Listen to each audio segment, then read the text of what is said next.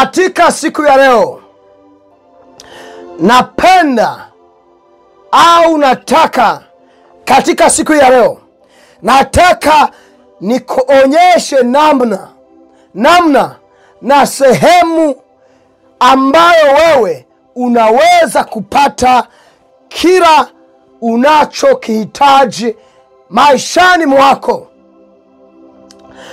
Pendwa na wewe unanisikiliza katika siku ya leo, katika ujumbe huu wa leo, anafahamu wazi kwamba hakuna mwanadamu ambaye hana hitaji, na kila mtu katika dunia hii, japo tunaweza kuwa na mahitaji ambayo yanaendana, lakini kuna mahitaji mengine ambayo wewe unayo ni ya binafsi, ni ya kipekee.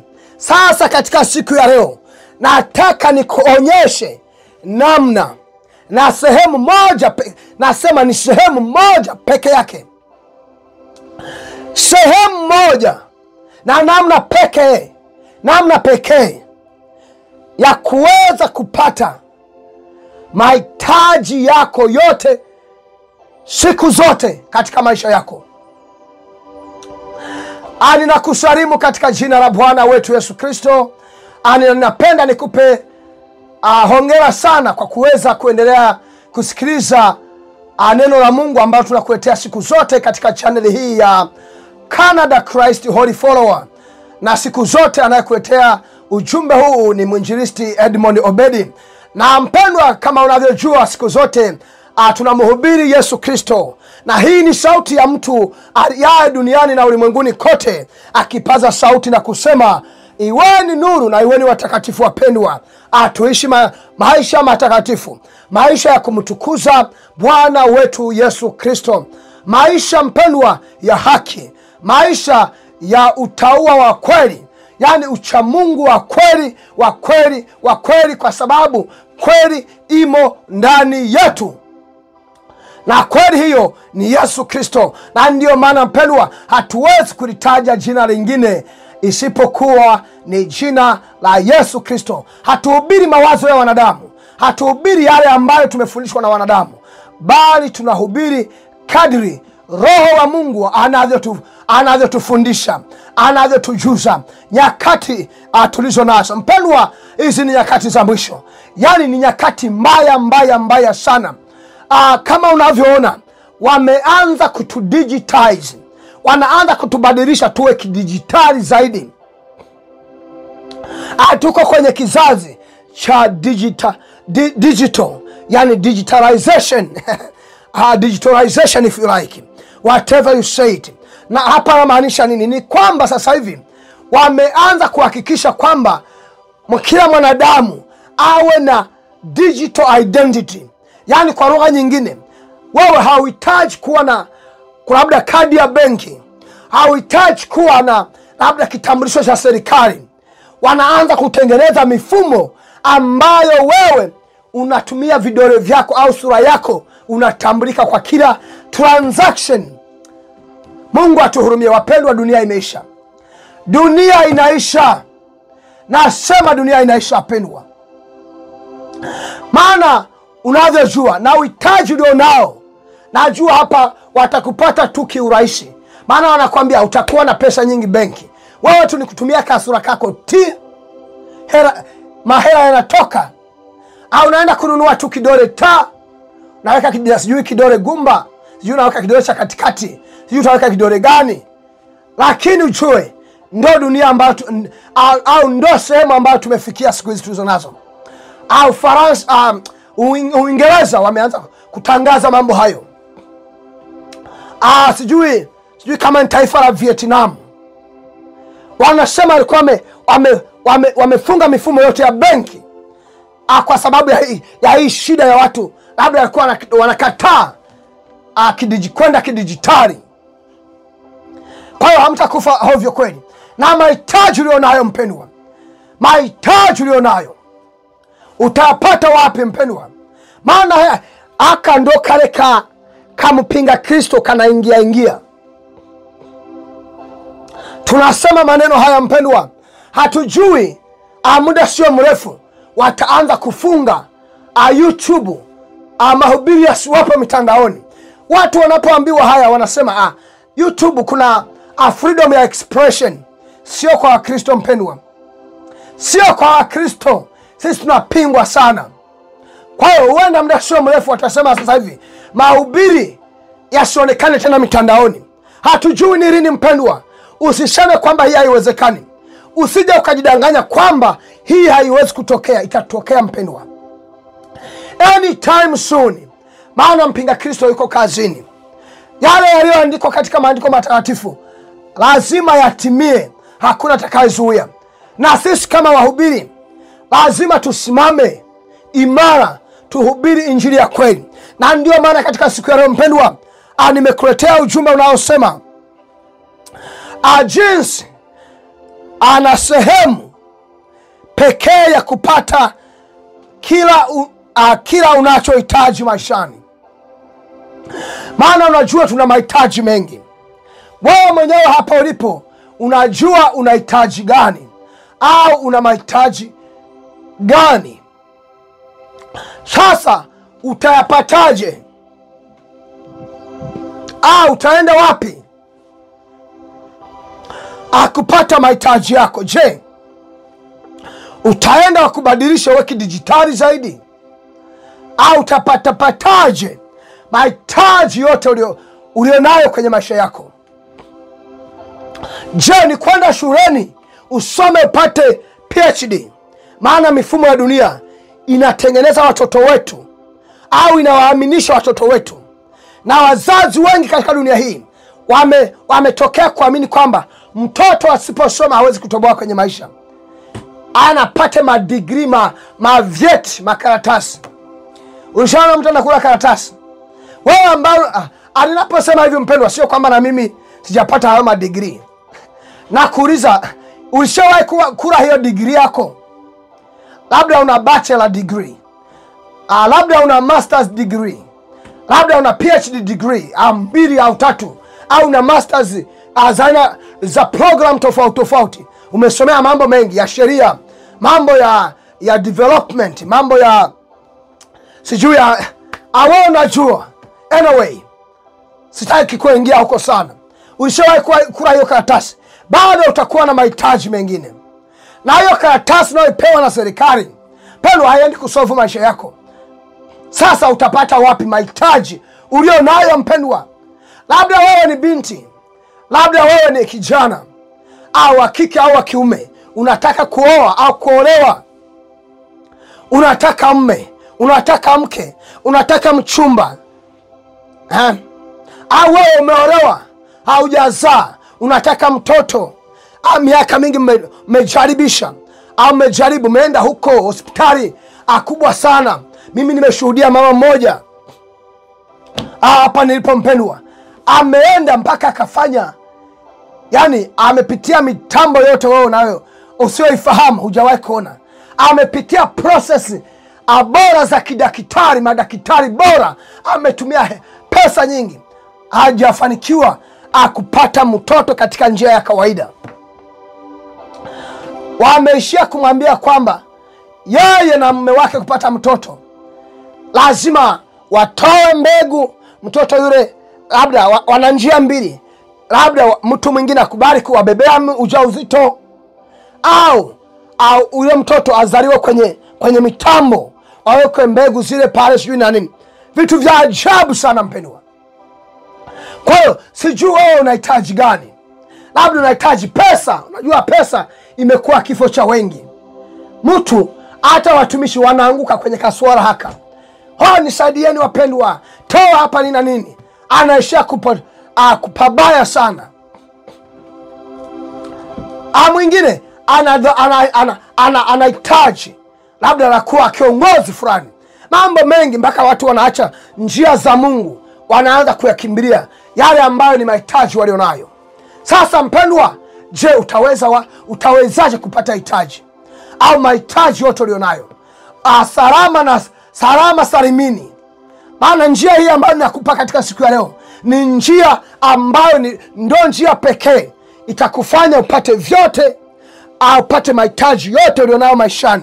Kama ni mchumba, kama ni watoto, kama ni mali, kama ni utajiri, kama ni cheo, kama ni utumishi, kama ni nini, wewe yani kila yani utajaziwa kwa namna zote na hali zote,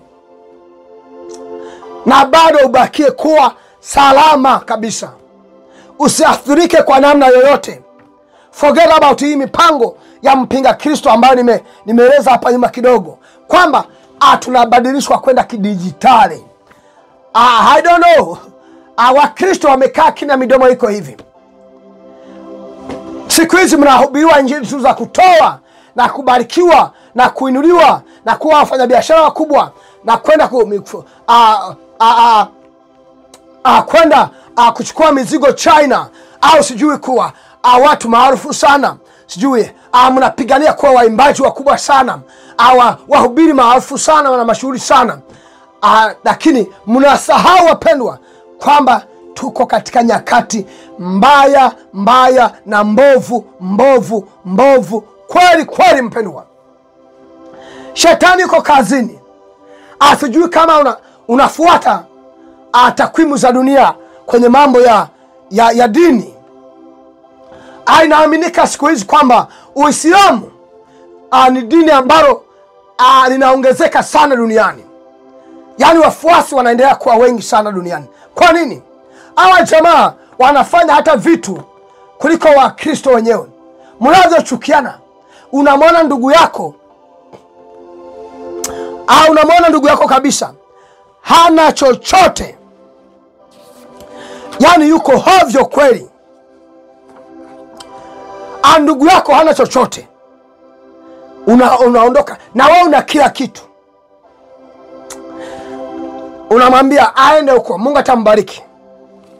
Ushetani huo.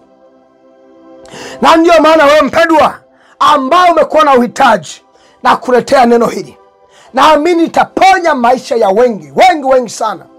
Maana watu wamekuwa wanafanya makosa makubwa katika kujaribu kutafuta au kukidhi mahitaji yao katika dunia hii.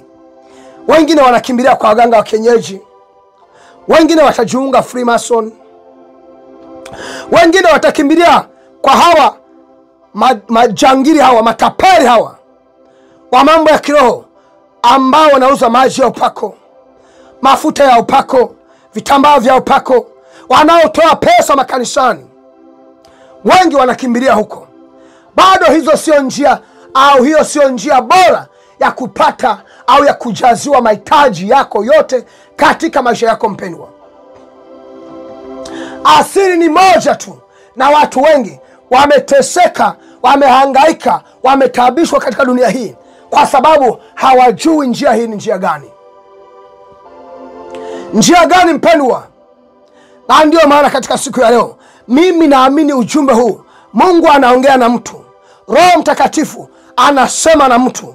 Kuna mtu ambaye amekuwa katika hali za namna hii, amekuwa nakimbia kwa baba wa kiroho, ama nabii wa kiroho, mitume wa kiroho, sijui mama zao wa kiroho, yani utavitaja vyote hivyo. Kwa hiyo tuende kusoma maandiko matakatifu, tuone njia hiyo ni ipi. Maana mpendwa, hii njia siisomi kwenye kitabu kingine. Maana labda imekuwa pale unafikiri, unasubiria au unasubiri kwa hamu, mbona jamaa asemi njia hiyo? Mbona naendelea mbaya sana? Lazima nikuonyeshe njia mbaya ambazo wanadamu wanazifuata, na hatari ambayo tunakabiliana nayo, hii ya kwenda kidijitali zaidi. Yani sura yako serikali kikuzumu kwenye mitambo yao, wanakuona. Wapendwa, jambo hili ya kwenda kidigital, watu digitalize, ni kwamba watakuwa na uwezo wa kukuona sehemu yoyote pale ulipo. Hauwezi kujificha, hauwezi kuwa sehemu yoyote ambayo serikali haiwezi kukuona. Ikisema tunamtaka mtu fulani, wana jina lako, wana nini, wanaweza kuwa sehemu yoyote, wanaweza kupata mahali popote pale. Si uko kidijitali, maana una scan. Yani sura yako kisimama mbele ya mitambo hii, pap, information zako zote zinatoweka mara moja, zinajidisplay. Sasa wajinga ambao hawajaelimika sana, hawajui mambo ya kiroho zaidi, wanaona yani dunia inafika pazuri sana. Wewe ni mpinga Kristo, wewe imagine, yani unaenda hivi mwenye chombo, au mtambo wote, kwa mfano kwenye airport, kama ishapita airport. Sasa hivi labda apata kuwepo na shida ya wahudumu wa airport, labda watakuwa kama 5 wako kwenye mitambo tu, wanapita pale na kasura kako, tunaingia mitambo ikina kuzumu, hii ni kila kitu, unapita pale wanafika tu, wanajua ni nani, unaenda taifa gani, ile taifa wamesha kuona wewe unaelekea kule. Hivi kuna usalama hapo? Kuna usalama? Tunaongelea privacy. Sasa mtu haujasoma, haujaelewa mambo ya privacy, breach of privacy, hawezi kuelewa naongelea nini mpendwa. Hapa wanataka kuviolate, ni kuingilia mambo ya privacy, personal privacy ya mtu. Kwa hiyo hapa ndio utajua shetani anataka atuingilie mpaka ndani, na kwa uhitaji leo nao wewe utajikuta unasema niki digitali bwana. Yani maana huenda wataanza kuturuhusu wanadamu kwenda sehemu yoyote ile, maana si unajulikana wewe ni nani. Yani kila information yako, makosa uliyoyafanya, kama hujui mitambo hiyo vitu wanavyofanya. Awapendwa, sasa watawaruhusu wewe, wakwambia itakuwa vizuri, kila kitu kitakuwa simple, straightforward. Na uhitaji leo nao, uhitaji, kumbuka neno la leo mpendwa, ni jinsi au sehemu, yani jinsi na sehemu ya kupata kila unachohitaji maishani. Pendwa, tusome maandiko matakatifu katika Wafilipi 4 mstari wa 19. Maandiko matakatifu yanasema hivi: naye Mungu wangu atawajaza ninyi na kila mnacho kihitaji kadri ya utajiri wake katika utukufu ndani ya Kristo Yesu. Haleluya!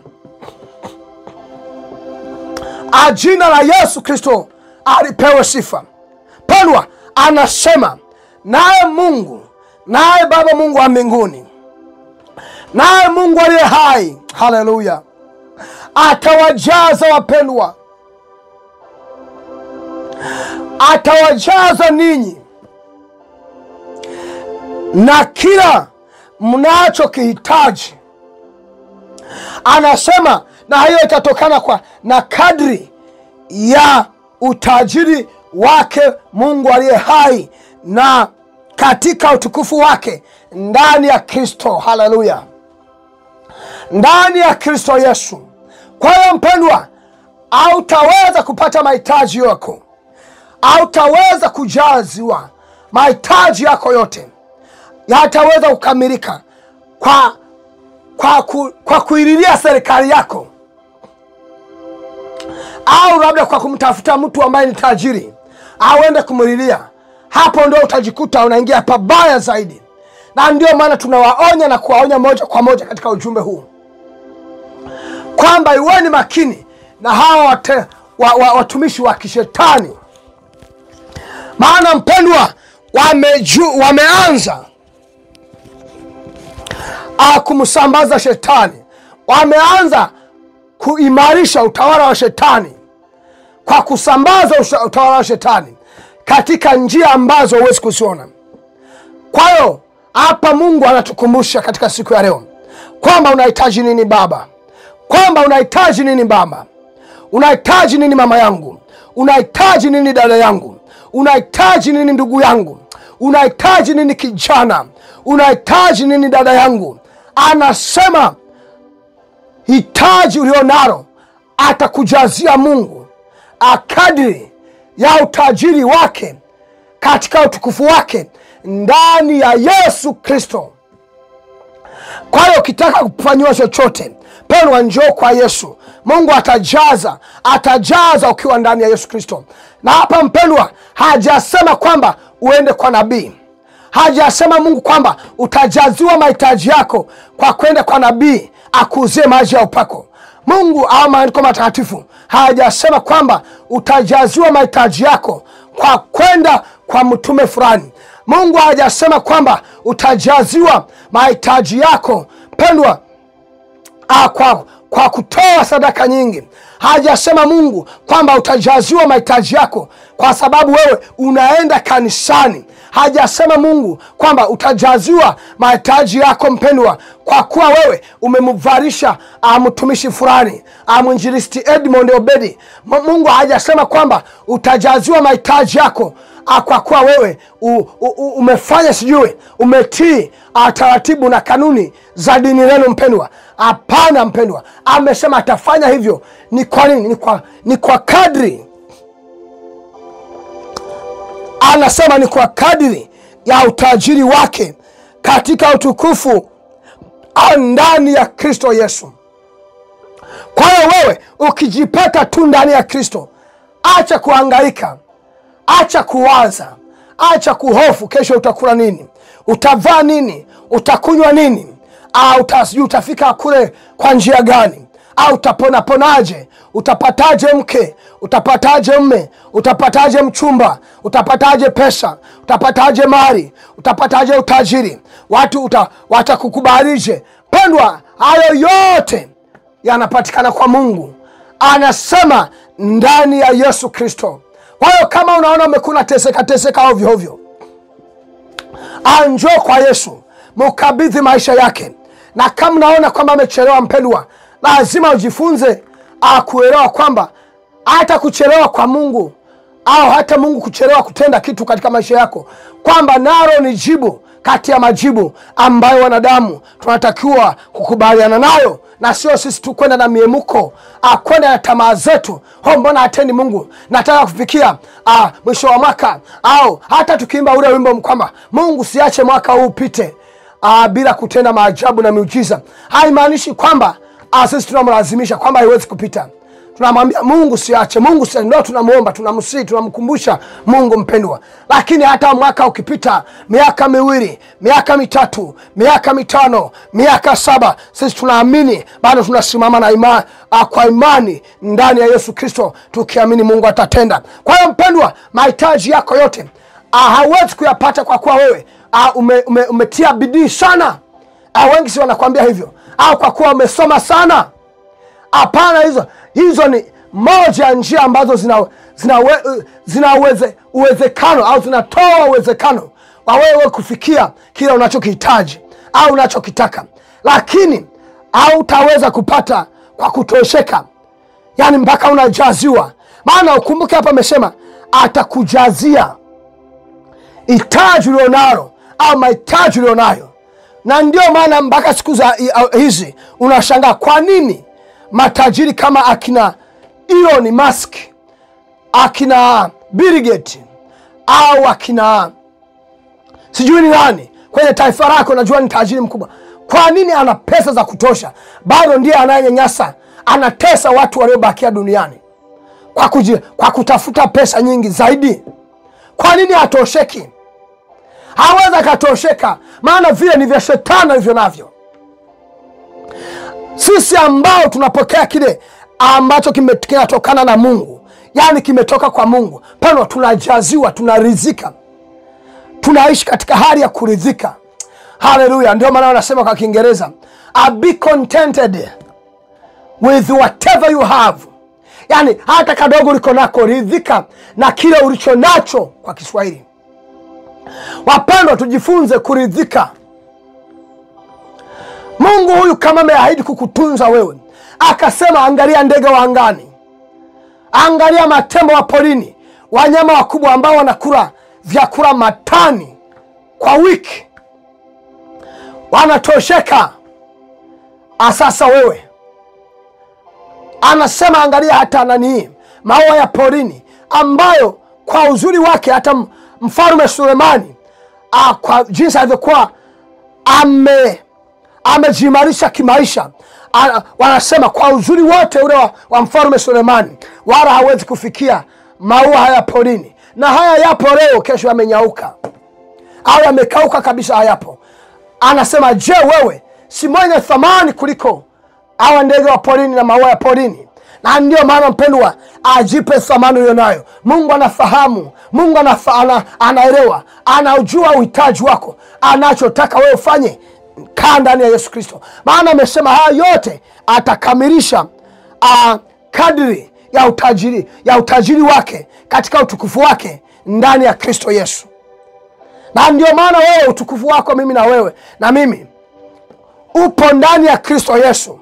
Sio wewe kuwa wa dini, hapana, kuwa ndani ya Yesu Kristo. Mpendwa, niamini kwamba ujumbe huu umekupa mwanga na nuru ya kuweza kuona jinsi ya kuweza kupata mahitaji yako yote katika maisha yako. Haijalishi unahitaji gani. Yani amesema kila hitaji, kila kitu mpendwa, ni ndani ya Yesu Kristo peke yake.